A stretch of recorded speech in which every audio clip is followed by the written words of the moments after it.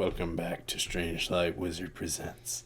And to avoid the formalities in the intro, I'd like to just get right into the second half of The Legend of Sleepy Hollow. Enjoy. From the moment Ichabod laid his eyes upon these regions of delight, the peace of his mind was at an end, and the only study was how to win the heart of the peerless daughter of Von Tassel. In this enterprise, however, he had to encounter a host of rustic admirers, who kept a watchful and angry eye upon each other, but were ready to fly out in the common cause against any new competitor.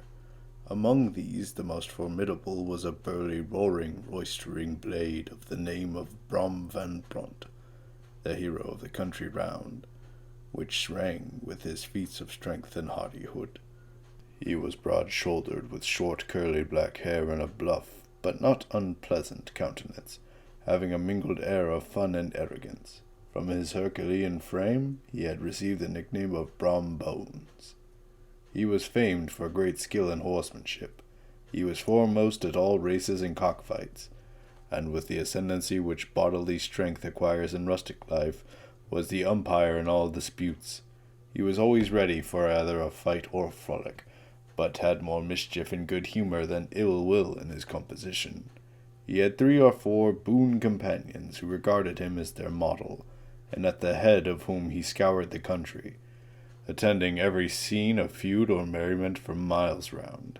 Sometimes his crew would be heard dashing along past the farmhouses at midnight, with whoop and halloo, and the old dames would exclaim, "Aye, there goes Brom Bones and his gang." The hero had for some time singled out the blooming Katrina for the object of his uncouth gallantries, and though his amorous toyings were something like the gentle caresses of a bear, yet it was whispered that she did not altogether discourage his hopes. Certain it is, his advances were signals for rival candidates to retire, insomuch that when his horse was seen tied to Von Tassel's paling on a Sunday night, all other suitors passed by in despair. Such was the formidable rival with whom Ichabod Crane had to contend. Considering all things a stouter man than he would have shrunk from the competition, Ichabod had, however, a happy mixture of pliability and perseverance in his nature. He was in form and spirit like a supplejack. Though he bent, he never broke.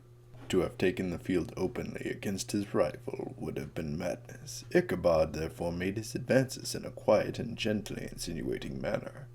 Under cover of his character of singing master, he had made frequent visits at the farmhouse, carrying on his suit with the daughter by the side of the spring under the great elm, while Balt Van Tassel sat smoking his evening pipe at one end of the piazza, and his little wife plied her spinning-wheel at the other. I profess not to know how women's hearts are wooed and won. To me they have always been matters of riddle and admiration. But certainly it is from that moment Ichabod Crane made his advances. The interests of Brom Bones declined. His horse was no longer seen tied at the pines on Sunday nights, and a deadly feud gradually arose between him and the schoolmaster of Sleepy Hollow.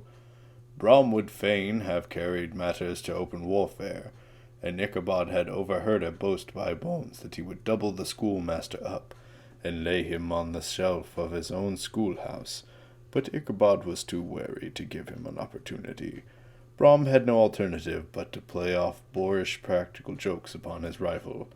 Bones and his gang of rough riders smoked out Ichabod's singing school by stopping up the chimneys, broke into the schoolhouse at night, and turned everything topsy-turvy. But that was still more annoying. Brom took opportunities of turning him to ridicule in presence of his mistress, and had a scoundrel dog whom he taught to whine in the most ludicrous manner, and introduced as a rival of Ichabod's to instruct Katrina in psalmody. It is this way matters went on for some time.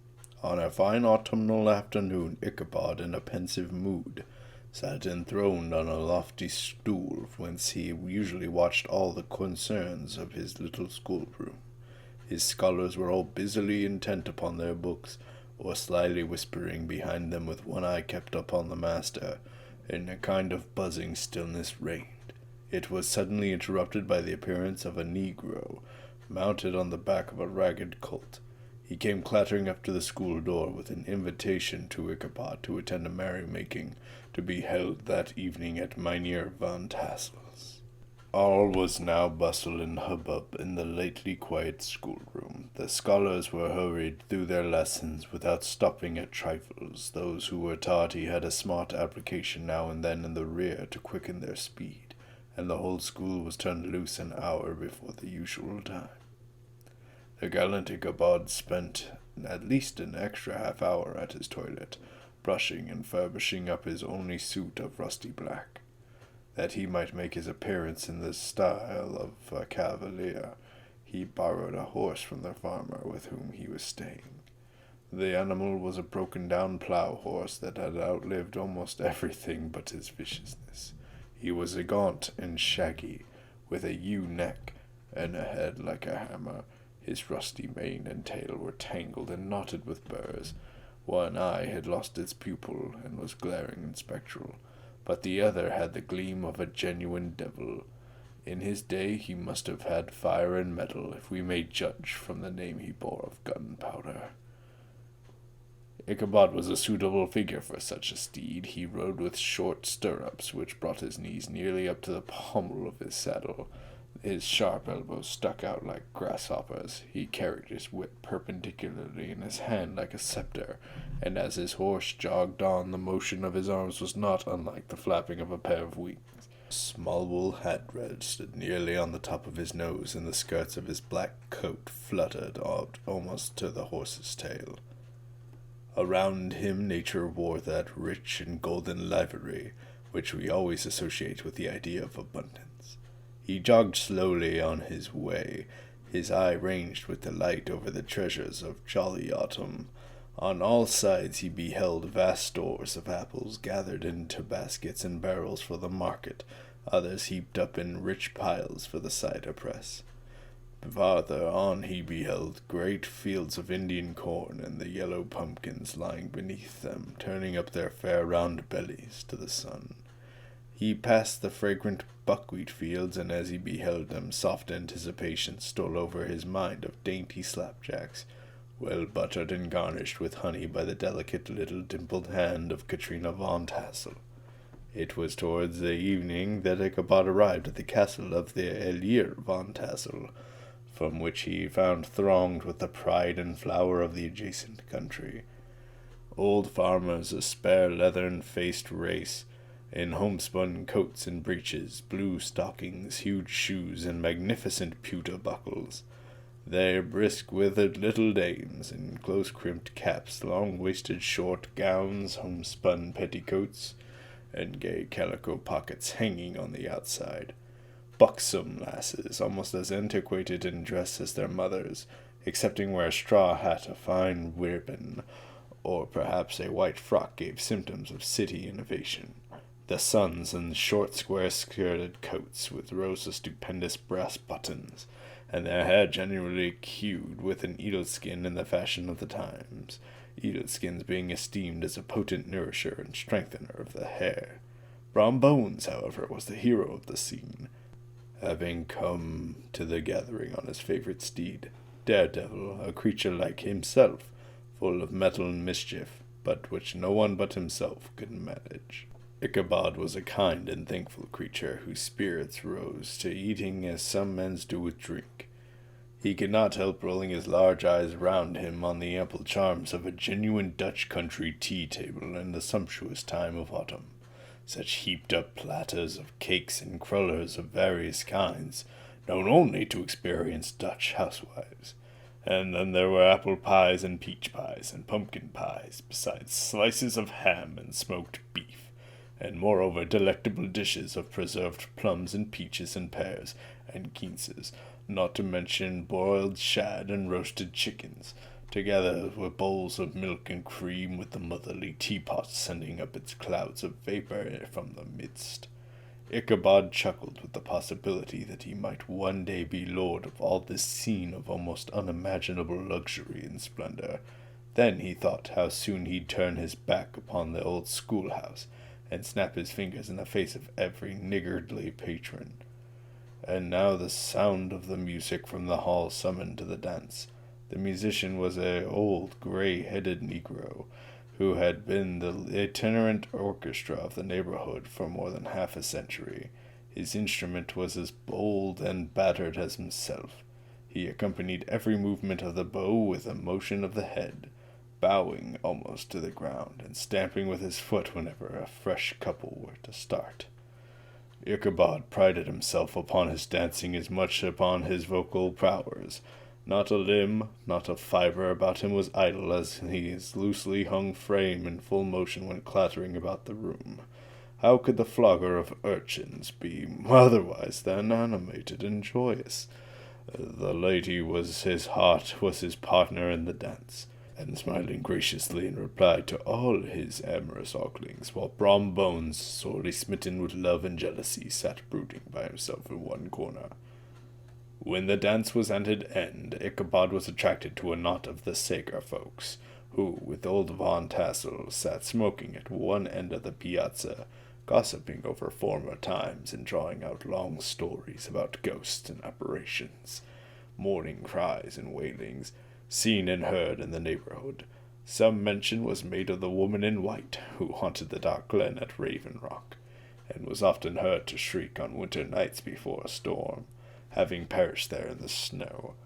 The chief part of the stories, however, turned upon the favorite spectre of Sleepy Hollow, the headless horseman, who had been heard several times of late near the bridge that crossed the brook in the woody dell next to the church, and it was said tethered his horse nightly among the graves in the churchyard. The tale was of old Brower, a most heretical disbeliever in ghosts, how he met the horseman returning from his foray into Sleepy Hollow, and was obliged to get up behind him, how they galloped over hill and swamp until they reached the church bridge. There the horseman suddenly turned into a skeleton, threw old Brower into the brook, and sprang away over the tree-tops with a clap of thunder. The story was matched by Brom Bones, who made light of the galloping Hessian as an arrogant jockey. He affirmed that, on returning one night from a neighboring village, he had been overtaken by this midnight trooper, that he had offered to race with him for a bowl of punch, and should have won it too, but just as they came to the church bridge, the Hessian bolted and vanished in a flash of fire. The revel gradually broke up. The old farmers gathered together in their wagons, and were heard for some time rattling over the distant hills. Some of the damsels mounted behind their favorite swains, and their light-hearted laughter, mingling with the clatter of hoofs, echoed along the silent woodlands. Ichabod only lingered behind, according to the custom of country lovers, to have a tete-a-tete with the heiress, fully convinced that he was now on the high road to success. Something, however, I fear me, must have gone wrong, for he sallied forth, after no very great interval, with an air quite desolate and chopfallen. "Oh, these women," was Katrina's encouragement of the poor pedagogue, all a mere trick to secure her conquest of his rival. Let it suffice to say, Ichabod stole forth with the air of one who had been sacking a hen-roost, rather than a fair lady's heart. Without looking to the left or to the right, he went straight to the stable, and with several hearty cuffs and kicks roused his steed most uncourteously. It was the very witching time of night that Ichabod, heavy-hearted and crestfallen, pursued his travel homeward. Far below, the Tappan Zee spread its dusky waters. In the dead hush of midnight he could hear the faint barking of a watchdog from the opposite shore. The night grew darker and darker, the stars seemed to sink deeper in the sky, and driving clouds occasionally hid them from his sight. He had never felt so lonely and dismal. All the stories of ghosts and goblins that he had heard earlier now came crowding upon his recollection. He would, moreover, soon be approaching the very place where many of the scenes of the ghost stories had been laid. Just ahead, where a small brook crossed the road, a few rough logs lying side by side served for a bridge. A group of oaks and chestnuts matted thick with wild grapevines threw a cavernous gloom over it.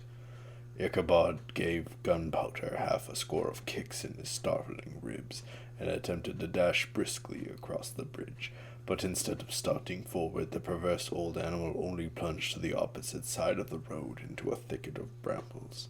He came to stand just by the bridge with a suddenness that suddenly sent his rider sprawling over his head. Just at this moment, in the dark shadow on the margin of the brook, Ichabod beheld something huge, misshapen, black, and towering. It stirred not, but seemed gathered up in the gloom, like some gigantic monster ready to set upon the traveller. The hair of the affrighted school-teacher rose upon his head, but summoning up a show of courage, he demanded in stammering accents, "Who are you?" But he received no reply. He repeated his demand in a still more agitated voice, but still there was no answer. Once more he cudgelled the sides of the inflexible Gunpowder, and shutting his eyes, broke forth with an involuntary fervour into a psalm tune. Just then the shadowy object of alarm put itself in motion, with a scramble and a bound, stood at once in the middle of the road. He appeared to be a horseman of large dimensions, and mounted on a black horse of powerful frame. He kept aloof on one side of the road, jogging along on the blind side of old Gunpowder, who had now got over his waywardness. Ichabod quickened his steed, in hopes of leaving this midnight companion behind. The stranger, however, quickened his horse to an equal pace. Ichabod pulled up and fell into a walk. Thinking to lag behind, the other did the same. His heart began to sink within him. There was something in the stranger's moody silence that was appalling. It was soon fearfully accounted for. On mounting a rising ground, which brought the figure of his fellow traveller in relief against the sky, gigantic in height and muffled in a cloak, Ichabod was horror-struck on perceiving that he was headless. But his horror was still more increased upon observing the stranger's head was carried before him on the pommel of the saddle. Ichabod's terror rose to desperation. He rained a shower of kicks and blows upon Gunpowder, hoping to give his companion the slip, but the spectre started full jump with him, and away they dashed, stones flying and sparks flashing at every bound. Ichabod's flimsy garments fluttered in the air as he stretched his long, lank body away over his horse's head in the eagerness of his flight. They had now reached that stretch of the road which descends into Sleepy Hollow, shaded by trees for about a quarter of a mile, where it crosses the famous church bridge just before the green knoll on which stands the church. Gunpowder, who seemed possessed with a demon, plunged headlong downhill. Yet, as his panic would have given his unskilful rider an apparent advantage in the chase, but just as he had got halfway through the hollow, the girths of the saddle gave way, and Ichabod felt it slipping from under him. He had just time to save himself by clasping old Gunpowder round the neck when the saddle fell to the earth. He had much ado to maintain his seat, sometimes slipping on one side, sometimes on another, and sometimes jolted on the high ridge of his horse's backbone with a violence that he feared would cleave him asunder. An opening in the trees now cheered him with the hopes that the church bridge was at hand. He saw the whitewashed walls of the church dimly glaring under the trees beyond. He recollected the place where Brom Bones' ghostly competitor had disappeared. "If I can reach that ridge," thought Ichabod, "I am safe." But then he heard the black steed panting and blowing close behind him. He even fancied that he felt his hot breath. Another convulsive kick in the ribs, and old Gunpowder sprang upon the bridge. He thundered over the resounding planks. He gained the opposite side, and now Ichabod cast a look behind to see if his pursuer should vanish, according to rule, in a flash of fire and brimstone. Just then he saw the goblin rising in his stirrups, in the very act of hurling his head at him. Ichabod endeavored to dodge the horrible missile, but it was too late. He encountered his cranium with tremendous crash. He was tumbled headlong into the dust, and Gunpowder, the black steed, and the goblin rider passed by like a whirlwind. The next morning old Gunpowder was found without his saddle, and with the bridle under his feet, soberly cropping at grass at his master's gate. Ichabod did not make his appearance at breakfast. Dinner hour came, but no Ichabod. The boys assembled at the schoolhouse, and strolled idly about the banks of the brook, but no schoolmaster. An inquiry was set on foot, and after diligent investigation they came upon the saddle trampled in the dirt. The tracks of the horse's hooves, deeply dented in the road, were traced to the bridge, beyond which, on the bank of a broad part of the brook, was found the hat of the unfortunate Ichabod, and close beside it a shattered pumpkin. The brook was searched, but the body of the schoolmaster was not to be discovered. The mysterious event caused much speculation at the church on the following Sunday. Knots of gazers were collected in the churchyard at the bridge, and the spot where the hat and pumpkin had been found. They shook their heads and came to the conclusion that Ichabod had been carried off by the galloping Hessian. As he was a bachelor and in nobody's debt, nobody troubled his head any more about him. It is true, an old farmer who had been down to New York on a visit several years after brought home the intelligence that Ichabod Crane was still alive, that he had only changed his quarters to a distant part of the country, had kept school and studied law, at the same time had turned politician, and finally had been made a justice of the 10-pound court.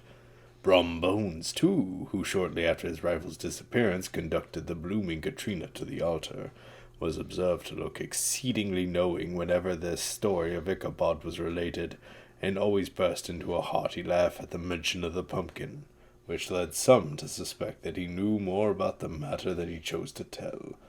The old country wives, however, who are the best judges of these matters, maintain to this day that Ichabod was spirited away by supernatural means. The bridge became more than ever an object of superstitious awe, and may be the reason why the road has been altered of years late, so as to approach the church by the border of the mill pond. The schoolhouse, being deserted, soon fell to decay, and was reported to be haunted by the ghost of the unfortunate teacher, and the ploughboy, loitering homeward of a still summer evening, has often fancied Ichabod's voice at a distance chanting a melancholy psalm tune among the tranquil solitudes of Sleepy Hollow. And there we have it, the final portion of the legend of Sleepy Hollow. I hope you enjoyed this. I'm sorry if it seems like my voice had gone out halfway through. But, again, if you liked this style of content, please give it a like and thumbs up or whatever, and hit the notification bell if you'd like to hear more of the stuff from me. In other words, you can expect that I will be back onto my regular schedule. And I very much appreciate those who have stuck with me during this time. It has been a very rough time. Thank you so much. And next week, I guarantee that I have something good for you. Have a good one. I look forward to seeing you then.